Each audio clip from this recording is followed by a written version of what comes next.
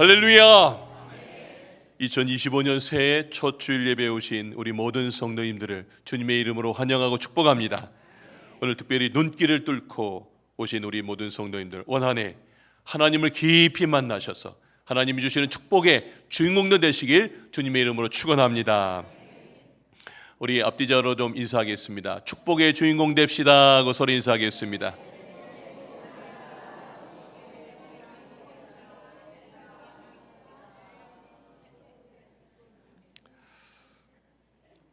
여러분, 새해가 되면 대부분의 사람들이 올해는 꼭 무언가를 해야지라는 목표를 세우곤 합니다.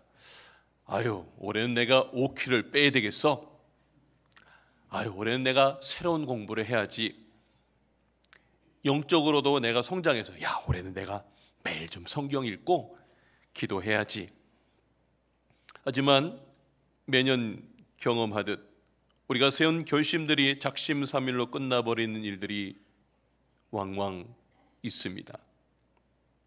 며칠 혹은 몇 주가 지나면 다시 원래대로 돌아가고 내가 또 실패했네 하고 자책하며 낙심하기도 합니다.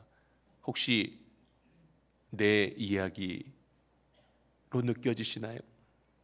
그러면 우리는 도대체 왜 내가 이렇게 계속 실패할까 하는 자책감에 빠질 때가 있습니다. 그 이유는 결심 자체가 잘못되었다기보다는 그 결심을 지탱해 줄 흔들리지 않는 기준과 방향이 분명하지 않기 때문입니다. 세상은 끝없이 변하고 우리의 의지도 한계가 있기 마련입니다. 그래서 올 한 해 우리 강화중앙교회가 붙들어야 될 중요한 키워드가 있습니다. 자, 화면 한번 보여주십시오. 말씀이 내 삶의 밑줄로입니다. 이것이 2025년 표이자 오늘 설교 제목입니다. 한번 따라하겠습니다. 말씀이 내 삶의 밑줄로. 그 밑에 있는 조그만 것까지 좀 읽읍시다. 말씀을 즐거워하고 주야로 묵상하자. 아멘. 올 한 해 하나님이 저에게 그리고 우리 강화중앙교회 주시는 말씀입니다. 이 시편 1편 말씀이 여러분의 올 한 해 이 말씀 붙들고 여러분의 삶 가운데에 1편에 있는 이 말씀대로 살았더니 하나님이 내 삶에 밑줄을 그어주시고 결국엔 형통한 인생 되시길 주님의 이름으로 축원하겠습니다. 오늘 설교 제목 한번 다시 한번 보여주십시오. 한번 따라합시다. 말씀이 내 삶의 밑줄로. 옆에 있는 사람들 한번 서로 좀 악수하면서 말씀이 내 삶의 밑줄로 한번 해봅시다.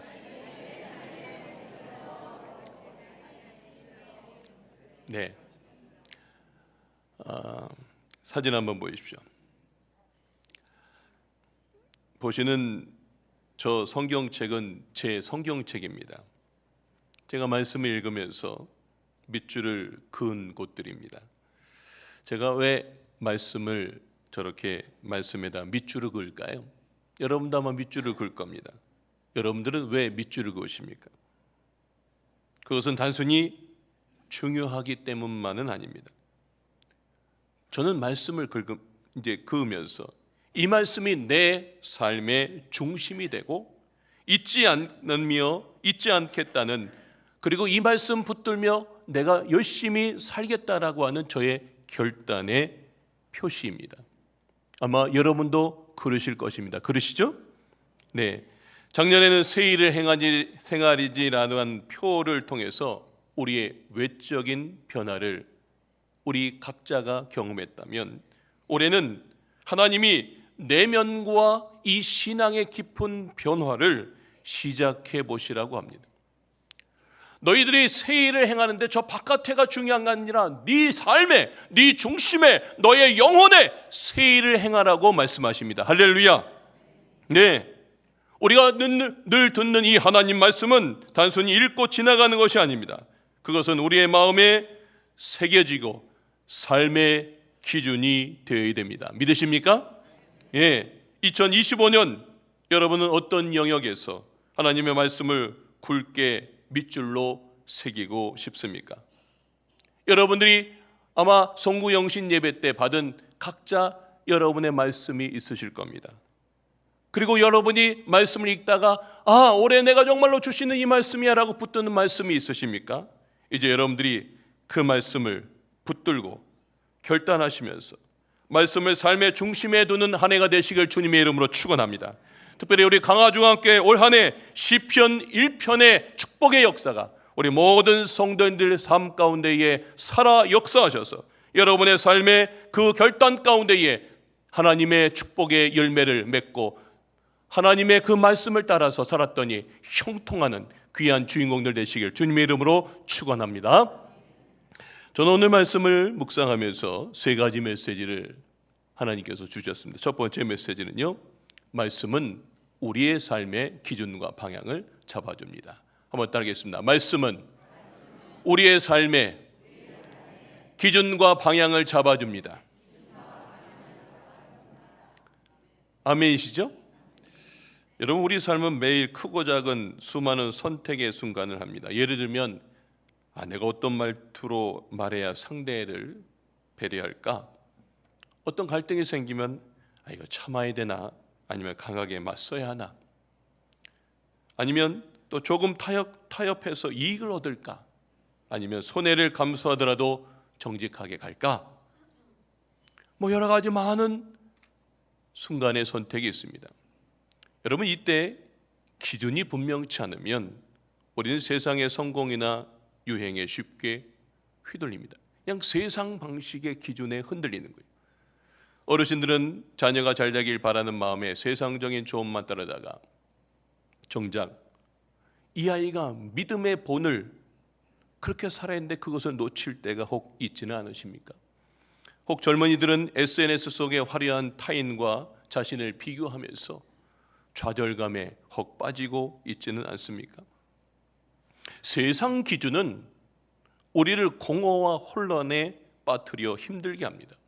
그렇다면 흔들리지 않는 기준은 무엇일까요? 바로 하나님의 말씀입니다. 믿으십니까? 네, 말씀을 기준 삼을 때 우리는 분별력을 얻습니다. 한번 따라합시다. 말씀을 기준 삼을 때 분별력을 얻습니다. 자, 오늘 시편 1편 1절의 말씀 우리 다 같이 한번 읽어보겠습니다. 시작. 복 있는 사람은 악인들의 꾀를 따르지 아니하며 죄인들의 길에 서지 아니하며 오만한 자들의 자리에 앉지 아니하며. 여러분 잘 들여다보세요. 복 있는 사람, 말씀을 기준 삼으면은요, 악인들의 꾀를 따르지 않는데요. 이거 악인들의 꾀구나. 이거 잘못되는 길이구나. 이걸 아는 거예요. 말씀을 통해서 아는 거예요. 이거 가지 말아야지.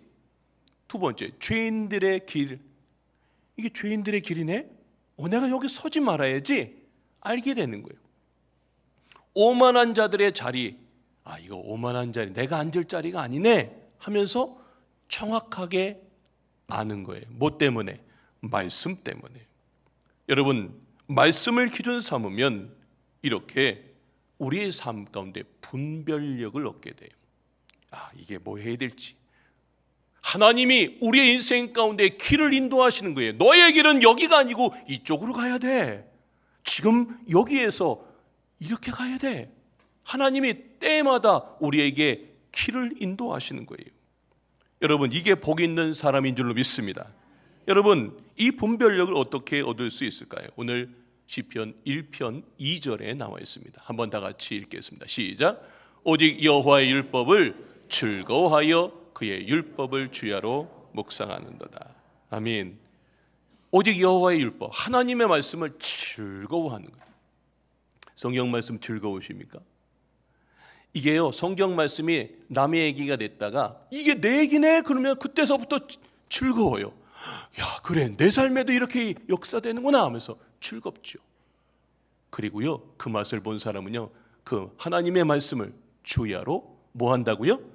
묵상한다고요. 여러분, 이 말씀의 핵심은 묵상입니다. 그런데 우리는 묵상을 흔히 조용히 눈 감고 가만히 이렇게 생각하는 명상으로 떠올리기 쉽지만 성경에서 말하는 묵상은 조금 다릅니다. 이 묵상을 히브리어로 하가라고 합니다. 따라합시다. 하가.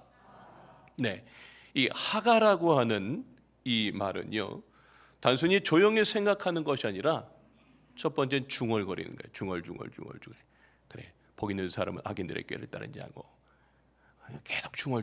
두려워하지 말아라. 내가 너와 함께함이라. 놀라지 말아라. 나는 너의 하나님이라. 계속 중얼대는 거. 이게 하가예요. 두 번째는 되뇌이는 거예요. 그래, 말씀이 이거였지. 그래, 지난주의 말씀. 그래, 오늘 설교 주신 말씀 이거였지. 내가 읽은 말씀이 이거였지. 되뇌이는 거예요. 세 번째는요, 세 번째가 아주 중요한데요, 사자가 으르렁거리는 거예요. 여러분, 사자가 으르렁거리는다, 이 표현을 특별한데 성경 말씀에 좀 있습니다. 자, 이사야서 31장 4절 한번 다 같이 한번 읽어보겠습니다. 시작. 사자가 먹이를 움켜쥐고 으르렁거린다. 예, 여기 으르렁 할 때 이사야서에 있는 말씀인데 그대로 거기에 하가라고 하는 히브리어를 썼습니다.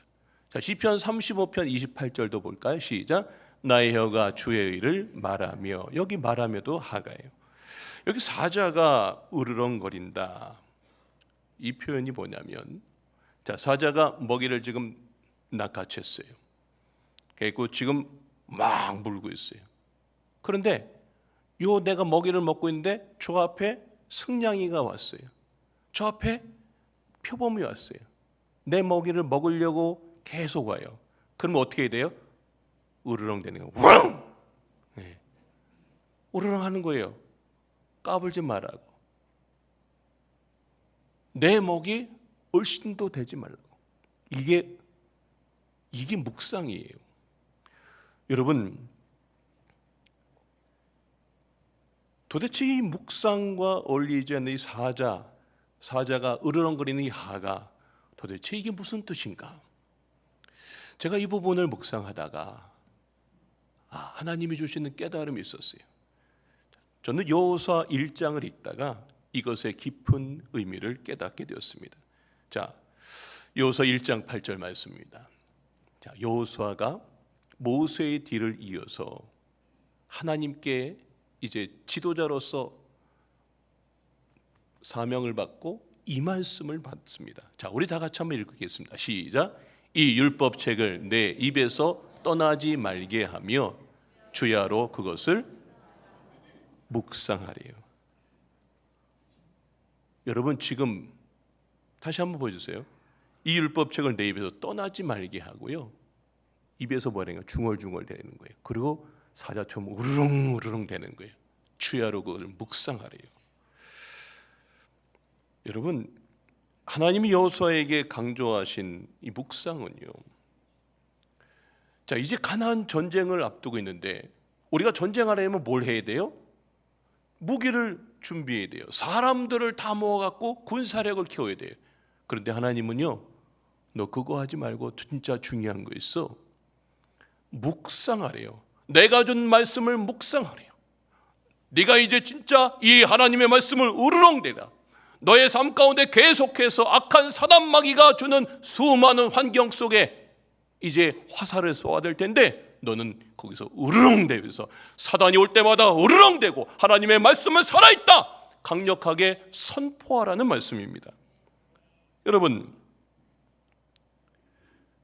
그렇게 사자가 으르렁대면서 하나님의 말씀을 씻고 읊조리며 중얼거릴 때, 그러면 어떤 일이 벌어냐면, 태초에 하나님이 천지를 뭐로 만드셨어요? 말씀으로요.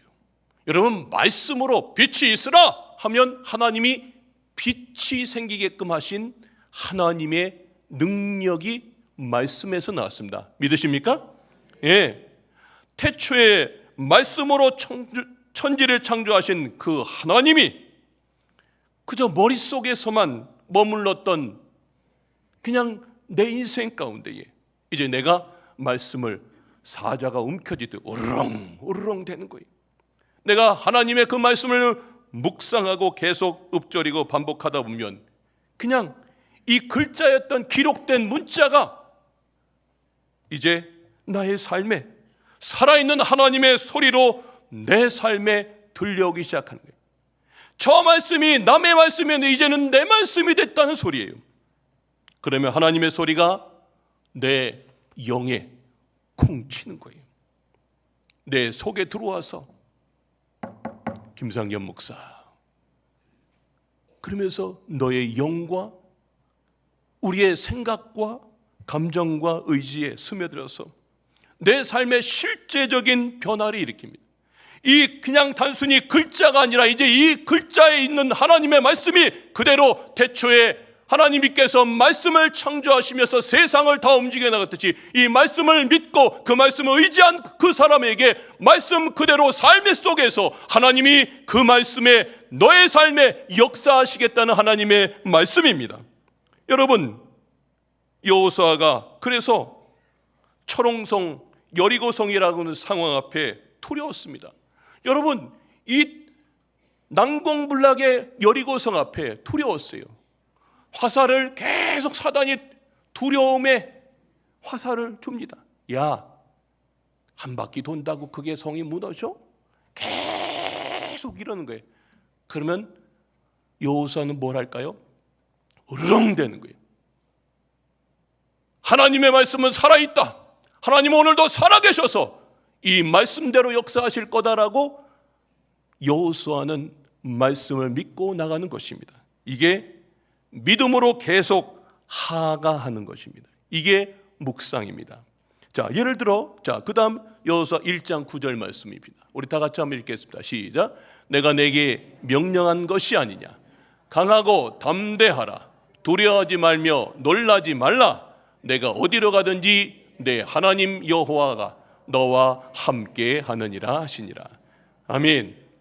강하고 담대하래요. 누가 한 말이에요? 그냥 글자예요? 아니에요. 하나님이 여호수아에게 하는 말씀이에요. 두려워하지 말아라. 놀라지 말아라. 여호수아야, 계속 세상 사람들이 생각하기에 성을 빙빙 돌고 하는 것이 이상하다고 생각하지만 두려워하지 마. 네가 어디로 가든지 네 하나님 여호와가 내가 너와 함께한다. 이게 글자가 아니라 내가 정말로 너와 함께한다는 말씀인 줄로 믿습니다. 여러분, 이 말씀을 반복하고 계속 여호수아는 읊조리는 거예요. 그래, 하나님이 나와 함께 하시는 거다. 하나님이 나와 함께. 세상 사람들이, 여리고성 사람들이 비난해요. 아유, 저것들 뭐 하는 거야? 네. 그러나 그 모든 상황의 두려움이 내가 계속 말씀을 으르렁 대면서 하나님의 말씀은 살아있고 지금도 나와 함께 하시는 그 하나님 여호와가 어디를 가든지 너와 함께 하겠다는 이 말씀을 계속 붙들고 나가면 내 마음속에 있던 두려움이 딱 떠나가고 말씀이 내 안에 충만해지는 줄로 믿습니다. 그러면 내 마음에 가득 채워진 이 말씀을 통해서 내가 담대함이 생기는 거예요. 그러니까 이스라엘 백성들이 여호수아와 더불어서 여기를 다 여리고성을 돌았어요. 여리고성 돌기 전에도요, 할례를 하라 그러는데 한 명도 거기에 토를 다지 않고 아멘하고 했습니다. 여러분, 이스라엘 백성들과 여호수아가 그 가나안 땅 거기에 모든 전쟁을 이겨낼 수 있었던 건 그들이 전투력으로 이긴 거 한 번도 없습니다. 하나님이 그들과 함께 하셨습니다. 그 말씀을 믿고 어떤 세상 사람들이 자꾸만 화살을 쏘고 사단이 화살을 쏠 때마다 말씀을 으르렁대면서 아직도 하나님은 살아있다, 하나님의 말씀은 살아있다라고 여겼던 그 믿음을 통해서 하나님은 가나안 정복을 이루게 해주신 줄로 믿습니다. 여러분, 성령님은 지금도 말씀을 통로로 역사하세요. 지금 김상겸 목사라고 하는 사람이 말씀을 전합니다. 이 말씀은 그저 말씀으로 이렇게 전파되지만 여러분들이 이 말씀을 여러분들이 들을 때 아멘 하고 그 말씀을 내 것으로 확 잡고 여러분들의 삶의 일주일간 그리고 오늘 하루 여러분들의 삶의 순간순간마다 사단 마귀가 여러분의 삶의 환경 속에서 두렵게 하고 힘들게 할 때마다 하나님이 나와 함께 하신다는 그 믿음을 붙잡고 여러분들이 나가실 때에 이 말씀 붙들고 으르렁대면서 살아있는 하나님의 말씀을 믿고 나갈 때 여러분의 삶은 승리하는 인생이 되는 줄 믿습니다. 여러분, 성령님은 때마다 우리의 삶 가운데에 이렇게 말씀을 내가 하가할 때, 내가 묵상할 때, 어떻게 이 상황 속에서 적용해야 될지, 어떻게 살아야 될지 깨닫게 해주세요. 이 부분을 내가 고쳐야 되겠구나. 하나님은 지금 내가 이렇게 행동하길 원하시는구나 하는 깨달음이 나오면서 실제 내 삶이 이제는 죄인들의 길에, 오만한 자리에 가지 않고 복 있는 자의 삶의 길을 가는 인생이 되는 줄로 믿습니다. 여러분, 예수님도 말씀을 기준으로 삼으셨어요. 예수님께서 광야에서 40일간 금식했어요. 기가 막혀요. 근데 성령님이 이끄셔서 광야로 몰아서 40일간 금식을 했는데 사단이 나와서 화살을 계속 쏩니다. 배고픈 예수님한테 이 돌 갖고 떡을 만들어 네 육신의 그 허기진 걸 채우라 그럴 때 예수님이 뭐라 그러셨습니까? 신명기의 말씀으로 응답하셨어요. 자, 신명기 8장 3절 말씀 우리 다 같이 한번 읽겠습니다. 시작. 사람이 떡으로만 살 것이 아니요 하나님의 입에서 나오는 모든 말씀으로 살 것이라. 할렐루야. 예수님이 하신 대답은 단순히 기억해둔 성경 구절을 외워서 그냥 말한 게 아닙니다. 그분께서 깊이 묵상하시면서 말씀에 새기신 말씀을 그대로 선포한 거예요. 저 마귀에게 으르렁대면서 사람이 떡으로만 살 것이 아니라 하나님의 입에서 나온 모든 말씀으로 살 것이라 하고 선포했을 때 마귀가 움찔된 거예요. 하나님의 말씀은 이렇게 살아있는 하나님의 말씀인 줄로 믿습니다. 여러분, 예수님은 인간으로서 연약한 몸으로 금식하며 사단의 강한 유혹을 받으셨지만 묵상하셨던 말씀이 그 순간 빛을 발했습니다. 말씀을 반복적으로 읊조리며 내면화한 거예요. 그래서 가장 연약할 때에도 흔들리지 않고 승리하셨습니다. 우리도 예수님처럼 말씀을 묵상해야 됩니다. 말씀이 단순한 정보로 남는 것이 아니라 반복해서 읊조리고 되뇌이고 여러분들의 삶의 기준을 삼을 때 세상의 유혹과 어려움 속에서 흔들리지 않을 수 있습니다.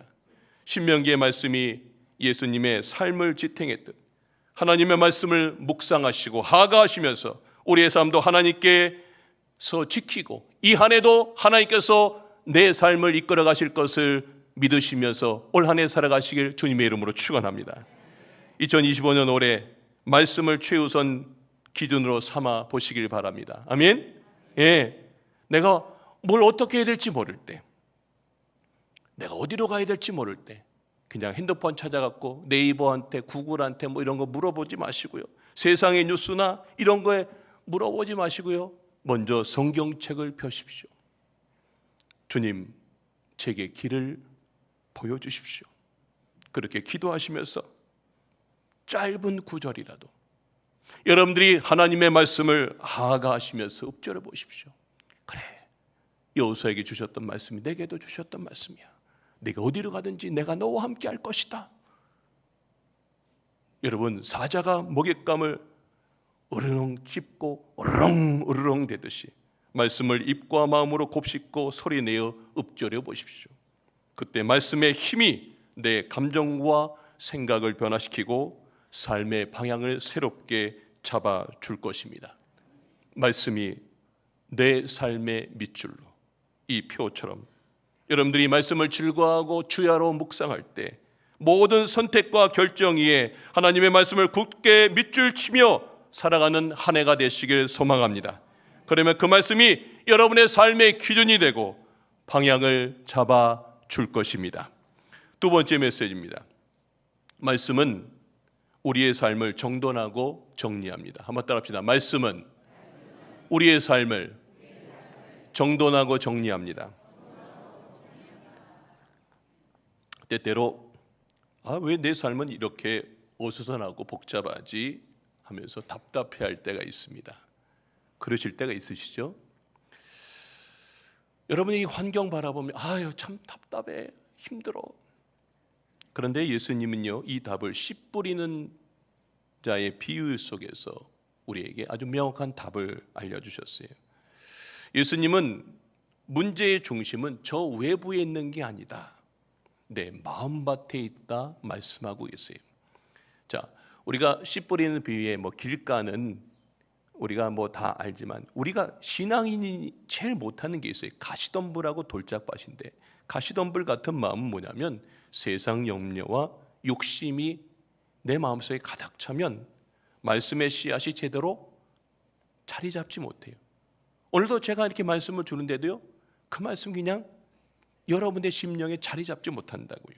예를 들면 이런 거예요. 자녀 문제, 재정 문제에만 몰두하다 보면 말씀을 들을 여유도 사라집니다.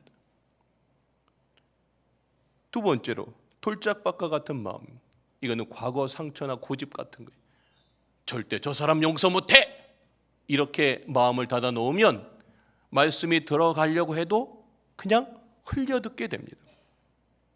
이렇듯 내 마음이 가시하고 돌로 가득 차면 말씀을 들어도 내 삶에 적용되지 않는 거예요. 그냥 맨날 교회 와서 눈조장 찍고 가는 인생이에요. 말씀이 들어와서 내가 변화되야 되는데 내가 변화되지 않고 남이 맨날 변화된 얘기만 듣고 있으면 그게 아무 의미가 없다고요. 그러면 내 삶은 맨날 어떤 어려움이 올 때마다 세상 사람들처럼 똑같이 혼란스럽고 불안과 염려 가운데 살아가게 됩니다. 여러분, 말씀이 결국은 가시와 돌을 제거하고 우리를 정돈해 줍니다. 그 근거의 말씀이 히브리서 4장 12절입니다. 하나님 말씀은 좌우의 날선 검입니다. 믿으십니까? 예, 말씀이 이 순간 예리한 검이 되어서 우리의 내면을 지금 찔러요. 제가 지금 메시지를 전하는데 이 메시지가 예리한 검이 되어서 여러분의 마음을 찔른대요. 오늘 여러분들이 어쩌다가 말씀 들으면 저 오늘 꼭 목사님이 내 얘기하네? 이럴 때가 있어요. 그러면 여러분, 그때 제 얘기가 아닙니다. 하나님이, 성령님이 여러분의 말씀을 지금 찌르는 거예요. 그러면 내 안에 있는 욕심, 두려움, 분노, 이런 것들을 내가 깨닫게 되죠. 그때 우리는 이것이 문제였구나 하며 회개하고 내려놓을 수 있게 됩니다. 골로새서 3장 13절에 서로 용납하고 용서하라, 이 말씀을 내가 계속 하가하고 중얼거릴 때 내가 붙들고 있던 미움이나 원망이 드러나게 됩니다. 물론 아프고 불편할 수 있지만 그 과정이 지나면 그 가운데 서로 용납해야지, 상겸아, 아무개 집사야, 용서해야지. 자꾸 그러면 내 안에 이제 평안과 자유가 오게 됩니다. 자, 이렇게 정돈된 삶은 내가 돌짝밭을 다 돌을 걷어내고 내 삶의 가시도 다 걷어냈으니까 내 삶에 이제 어떻게 되는 거예요? 옥토가 되는 거예요. 이렇게 정돈된 삶은 열매 맺는 삶으로 이어집니다. 자, 시편 1편 3절에 그 말씀 아닙니다. 네, 시편 1편 3절의 말씀입니다. 자, 우리 다 같이 한번 읽겠습니다. 시작. 그는 시냇가에 심은 나무가 철을 따라 열매를 맺으며 그 잎사귀가 마르지 아니함 같으니. 자, 내가 돌을 걷어냈어요. 내가 가시를 걷어냈어요. 그러면 나는 이제 시냇가에 심은 나무가 되는 거예요. 그러면 그 시냇가에 심은 나무가 어떻게 되는 거예요?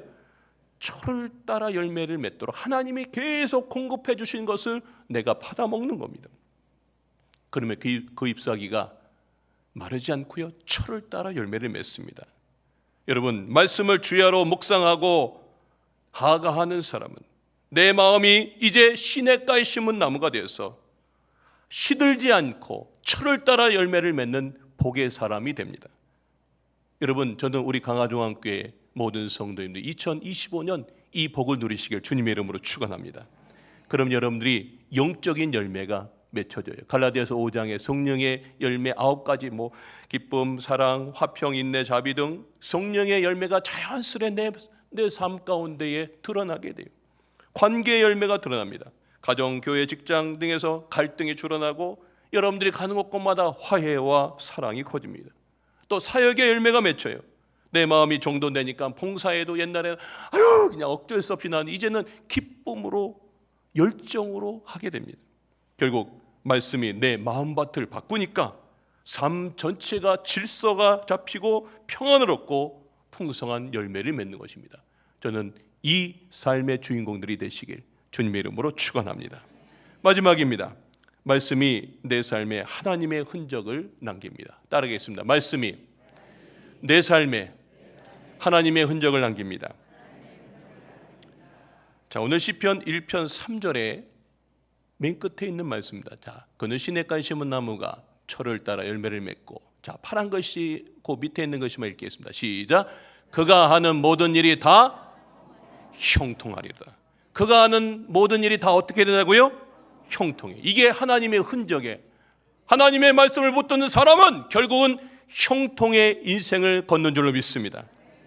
책을 읽을 때 중요한 문장에 밑줄 긋는 이유는 잊지 않으려고 하는 겁니다. 마찬가지로 하나님의 말씀이 우리 인생의 곳곳에 밑줄을 긋기 시작하면 그 말씀이 우리의 삶을 지탱하게 되고요, 하나님의 흔적, 그 사람의 인생의 형통이 드러납니다.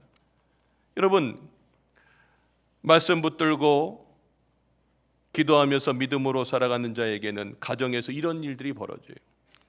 방황하는 자녀를 위해서 말씀 붙들고 기도합니다. 부모님이 막 기도하다가 어느 날 자녀가 회복하게 되고요, 가족의 화목을 간증하게 됩니다. 직장에서도 그렇습니다. 말씀대로 정직과 성실을 지킨 성도가 예상치 못한 승진과 기회를 얻어서 주변 사람들이 야, 하나님 믿더니 정말 다르다 인정하게 됩니다. 교회 바깥에서도요, 용납과 사랑 또 봉사를 실천하는 성도로 인해서 교회는 사랑으로 가득 차고 지역사회에서도 선한 영향력을 나타나게 됩니다.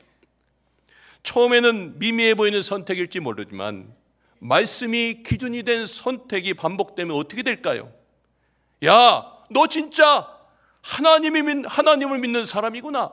야, 정말 하나님이 너 인생 가운데 이렇게 역사하셨어. 정말 이루어질 수 없는데 어떻게 넌 이렇게 됐어? 하나님이 하셨어. 내 삶에 거룩한 형통의 흔적이 드러납니다. 저는 그 흔적이 바로 다니엘이라고 생각됩니다. 여러분, 다니엘은 포로로 잡혀간 바벨론 땅에서도요, 하나님의 말씀을 기준 삼아 살았어요. 바벨론 왕이 내린 기도를 금하는 금령 앞에서도 그는 하루 3번 기도하기를 멈추지 않았습니다. 그리고 결국 사자굴에서도 하나님이 다니엘을 지켜주셨어요. 그랬더니 바벨론 왕조 전체 속에서 그의 총리를, 왕 다음으로 총리 자리를 3번 왕조가 바뀌는데도요, 정권이 3번이 바뀌는데도 계속 그는 총리가 되는 형통의 인생을 살았다고요. 어떻게 해요? 그가 하나님의 말씀을 붙잡고 살았더니 그가 하는 모든 이들이 다 형통하리로다. 이게 다니엘의 인생 가운데에 이루어졌듯이 우리 모든 강화종교회 성도님 삶 가운데 이루어지시길 주님의 이름으로 축원합니다. 예, 여러분, 또한 형통은 세상 속에서 드러나는 그리스도의 편지입니다. 고린도후서 3장 3절에 바울은 성도들을 그리스도의 편지라고 불렀습니다. 세상은 우리가 교회 안에서 하는 행동이 아니라 교회 바깥에서 우리의 삶을 통해서 그걸 보고 하나님을 바라봅니다. 여러분들이 그래서 그리스도의 편지예요. 바깥에서 하는 행동을 바라보고 하나님이 있는지 없는지를 본다고요. 근데 종종 들려오는 믿음의 본이 되지 못하는 그런 소식들은 우리에게 참 큰 도전입니다. 교회 안에서는 참 경건한 것 같은데 이 강화에서 세상 속에서 믿음의 본이 되지 못한 모습은 이제 우리가 변화해야 될 모습이에요. 이제 여러분들이 형통은 물질적 성공뿐만이 아니라 하나님과 동행하며 삶의 자리에서 하나님의 뜻이 이루어지는 삶의 자세로 나가야 됩니다.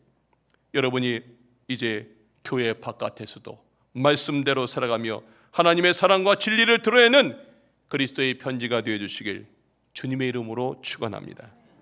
자, 오늘 이 말씀 들었어요. 그러면 이제 어떻게 해야 될지 좀 알려드리겠습니다. 자, 실천사항입니다. 첫 번째입니다. 하루 한 장 말씀을 읽으십시오. 하루를 말씀으로 시작하거나 마무리하면서 말씀에 와닿는 구절에 밑줄을 긋고 묵상하십시오. 여기서 선택하는 사람하고 선택 안 하는 사람하고 별것 아닌 것 같은데요, 나중엔 큰 변화가 일어납니다. 제가 이 말을 했는데도 일주일 동안 성경을 안 피는 사람에겐 이제는 그 사람은 이제 의미가 없습니다. 형통이랑은 전혀 상관없습니다. 그러나 말씀을 피시고 밑줄을 그어 보십시오. 하나님께서 여러분의 삶을 새롭게 시작하실 것입니다. 두 번째, 묵상. 여러분들이 하가하면서 말씀을 읊조리는 거예요. 밑줄 근 구절을 천천히 읊조리는 거예요. 그래, 이 한 주간 하나님이 함께 하시는구나. 어느 날 그 읊조리다가 하나님의 음성을 듣는 거예요. 그러면서 그 하나님의 말씀을 마음에 새기는 거예요. 세 번째, 기록과 적용하는 겁니다. 묵상한 내용을 간단히 메모하는 거예요. 성경책에 적는 게 제일 좋고요. 어떨 때는 좀 양이 많은 포스트잇 같은 거, 아니면 여러분들이 조그만 어떤 묵상 노트, 수첩 같은 걸 하나 해서 오늘의 행동과 태도에 적용할 구체적인 실천을 한번 적어 보십시오. 네 번째는요, 나눔과 격려입니다. 가족들과 속회 모임에서 묵상한 말씀과 실천을 서로 나누어 격려해 보십시오. 집사님, 나는 오늘 이 말씀에서 도전받았다. 권사님, 나는 이걸 실천하는데 이런 어려움이 있었어 하면서 여러분들이 서로 나눔과 격려하시고. 다섯 번째는요, 말씀을 전하는 거예요. 어려움을 겪는 이들에게 밑줄 친 말씀 구절 하나를 짧게 문자나 카톡으로 전화해 보십시오. 집사님, 내가 이 말씀 보면 기도했는데 큰 힘이 됐어요. 집사님도 힘내요. 이런 거를 보내보시는 거예요. 마지막으로 교회 활동 참여입니다. 성경, 통독, 암송, 필사 등 교회에서 진행하는 말씀 중심의 행사에 적극적으로 동참해 보십시오. 자, 오늘 저녁부터 부흥사경에 말씀잔치가 벌어집니다. 여러분들이 나오셔서 말씀의 은혜를 받으시길 주님의 이름으로 축원합니다. 그리고 다음 주에도 14일, 15일 이틀간 신약 성경 통독을 교회에서 합니다. 아침 9시부터 저녁 9시 반까지 하여튼 하루 종일 말씀을 이틀간 한번 읽어보려고 합니다. 다는 못 읽지만 거의 끝부분까지 읽습니다. 여러분 참여하십시오. 이렇게 조금씩이라도 여러분들이 실천해가면 어느새 내 삶이 시냇가에 심은 나무가 되어서 흔들림 없이 형통하는 열매를 맺는 인생이 되는 줄로 믿습니다. 말씀의 결론을 맺겠습니다. 사랑하는 성도 여러분, 말씀이 내 삶의 밑줄로 이 표가 단지 구호에 머무르지 않기를 바랍니다.